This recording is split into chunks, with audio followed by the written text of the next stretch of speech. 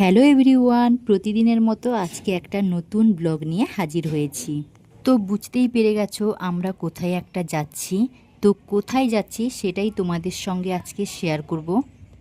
আমরা আজ পর্যন্ত কোনো দিনও আগে থেকে কিছু ভেবে করি না, যা হয় আমাদের সঙ্গে সঙ্গেই ভেবেচিন্তে বেরোনো হয়।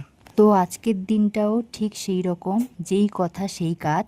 বাসি বিছানা থেকে তো উঠেই নি, তিন বোন আলোচনা করে ফেললাম চল দীঘা জগন্নাথ মন্দির থেকে ঘুরে আসি। তো ঘুম থেকে উঠেই দেখলাম বাবা বাড়িতে আছে। তোমরা তো অনেকেই হয়তো জানো না আমার বাবা টোটো চালায়। তো বাবার আজকে লাইন নেই, তো বাবাকে বললাম, বাবাও রাজি হয়ে গেল। এই তো দেখতে না দেখতে দীঘা বর্ডারে পৌঁছে গেলাম। সত্যি কথা বলতে বছরে দুবার আমাদের দীঘা আসা হয়ে যায়। আসলে এই সময়টা আমাদের অসময়ে আসা হলো, না হলে দুর্গাপূজা বা কালী পূজার দিকে আমাদের প্রায় আসা হয়। সেই সময় সবাই থাকে, যেরকম আমার হাজব্যান্ড, আমার মামা, ভাই সবাই থাকে। তো ভাইফোঁটার সময় আমাদের আরেকবার দীঘা আসা হয়। আর এই সময় হঠাৎ করে আসার কারণটা হলো, ফেসবুক খুললেই দীঘার জগন্নাথ মন্দিরের ফটো সবাই ছাড়ছে।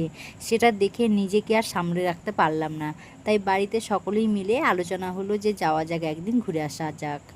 এই তো দীঘা বর্ডার পেরিয়ে আমরা এখন জগন্নাথ ধামের কাছেই পৌঁছে গেছি। বাহ, দেখেই খুব ভালো লাগছে, মনটা কেমন আনন্দ আনন্দ ফিল করছি।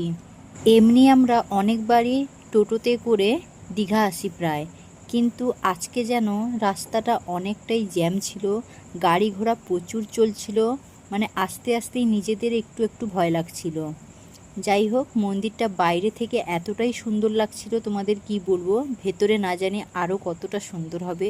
চলো যাই ভেতরে, তারপরে তোমাদের বলবো যে ভেতরের অবস্থা কেমন।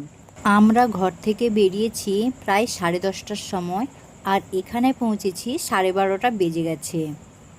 এখানে পৌঁছে দেখি অনেক ভিড়, আর অনেক সিভিক পুলিশও ছড়াছড়ি আছে। লোক যেমন, সিভিক পুলিশও তেমন। আমরা মন্দিরটা পেরিয়ে একটু বেরিয়ে যাচ্ছিলাম, আসলে টোটোটা পার্কিং করতে হবে। ওরা তো আর মন্দিরের সামনে পার্কিং করতে দেবে না, একটু দূরে গিয়ে পার্কিং করতে হবে। এই জন্য বাবা আমাদের একটু মন্দিরটা পেরিয়ে নিয়ে চলে গেল। জানো তো বন্ধুরা, আমার পুরী যাওয়ার অনেক শখ। কেউ কোনো দিন আমাকে পুরী নিয়েও যায়নি, আর নিজেও কোনো দিন যেতে পারিনি। তবে ভগবান যদি কোনো দিন চায় আমি আবার পুরীর দিকে যাব। তবে আজকে যেহেতু আমাদের দীঘাতে হয়েছে, আর আমার ঘরের কাছে, মানে কাঁথি থেকে দীঘা কাছে হবেই, তো আজকে খুব আনন্দ হচ্ছিল, মনে খুব ভালোও লাগছিল। কিন্তু কোনো দিন যদি আমি পারি, উড়িষ্যার পুরীতে একদিন ঠিক যাব।